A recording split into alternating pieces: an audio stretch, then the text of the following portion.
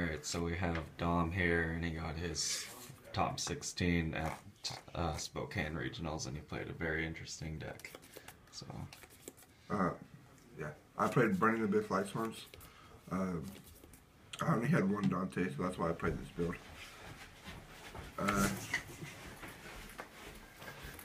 My roommates are stupid.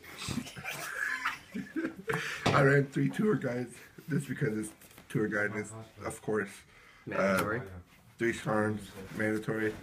I ran 2 Sirs because I needed room for the Lightstorms, and I don't want to open up with Sir because Sir's terrible to open up with.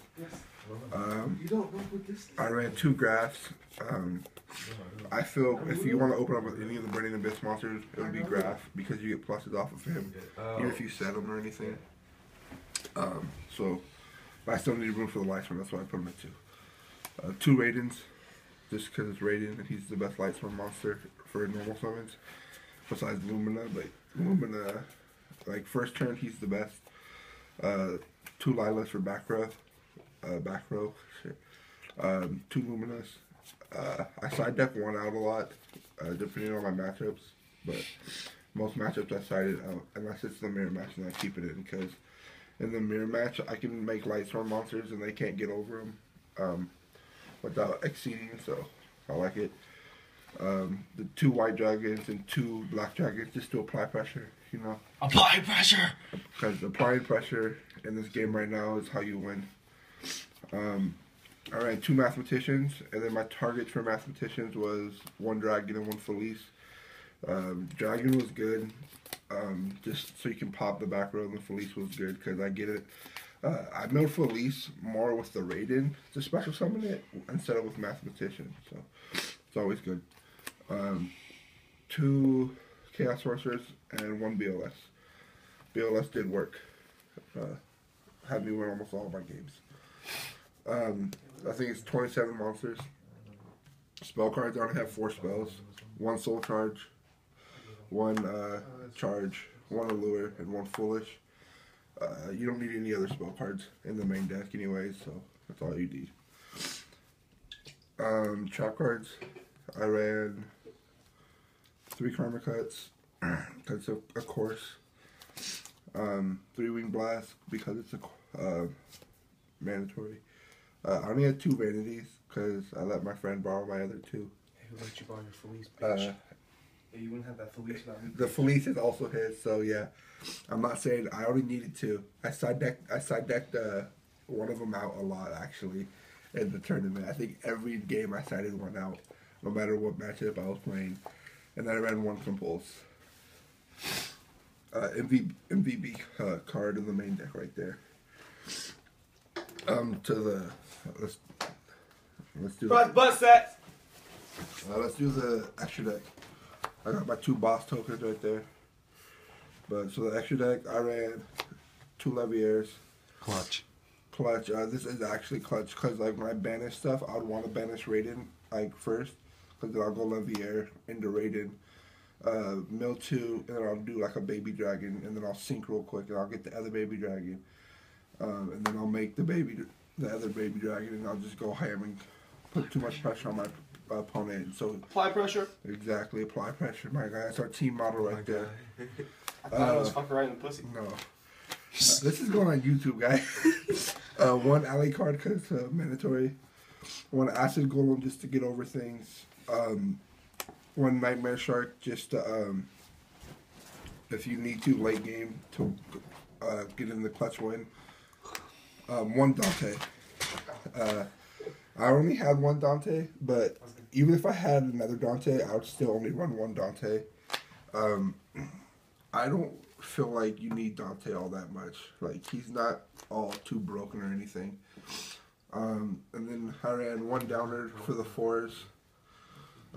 Just because it's a downer and it's good. 1 Castel. Castel's broken. And 1 Exciton. Exciton did work for me this time too. For the Synchros, 1 Black Rose. I only played it once today, and it was a bad move. I shouldn't have made it. I should have just went with Michael. Michael is the best level 7 synchro you can make. All you do is pay 1,000 for cost and you banish any card on the field. And you don't understand. Banishing that card is really good. Like against Stellar Knights, when they just like go Deneb first turn. If I can go Michael, I'll banish their Deneb, and then that Altair they add is just dead. So I really like it. And you can attack when you do it, and you get the mills. And the mills for this deck is just crazy good. For the 8s, I ran 1 Chaos Sorcerer for Shaddolls and Rogue decks that... Chaos Sorcerer? That's Crimson Oh, Blader. so shit. Crimson Blader. I'm tired, guys. 1 Crimson Blader just for Shaddolls and like just Rogue decks that have high-level monsters. Mermails, spellbooks, and stuff like that. 1 Spark Dragon. Oh, that was mine too. Yeah. The Spark Dragon did work. So I'll go like Spark, Downerd, or Spark, Dante. I don't need to go Downerd when I have Spark out, so I left it, you know. And then 1 Hot Red, Dragon Archfiend. I made it twice, and it had me win game 2. Cause like I'll go him, and I'll go him and Spark. And I'll blow up the field with his effect, and I'll keep my Spark on the field, and then I'll just pass turn, or then I'll attack for 3,000, pass turn, and my opponent would try to like do something like Dark Hole, or not Dark Hole. My opponent tried to ride Geki, so I use Spark's effect on himself, and this next turn I had game because I chopped like a BLS, and then for the last one I ran Leo because Leo's just a boss, and he's just super hard to get over. Burning Abyss have a really hard time. Yeah, especially in the mirror match. Like, the mirror match is my easiest matchup. Yeah, mirror match is my easiest matchup. And then go Stellar Knights and Shaddolls are a good matchup. Like, a really hard matchup. But it's not hard. It's just, yeah. More difficult. More difficult. I ran 3 Puppet Plants for Shaddolls and Stellar Knights. This actually had me win game 3 against my first Stellar Knight player at the tournament. I took his, what's his name? Del Toro's. His Del Toro's, activate Del Toro's effect, popped his back row, his last back row, and it was a Mirror Force. Special summon the white and black dragon, attack for game. So this came in really clutch. 2 rises. I actually only sided in 1 the whole tournament. I was really surprised. I didn't feel the need for rises at all. 1 Mobius. I sided this in against every Stellar Knight player because they sided in floodgates. The MVP cards of the whole tournament in general.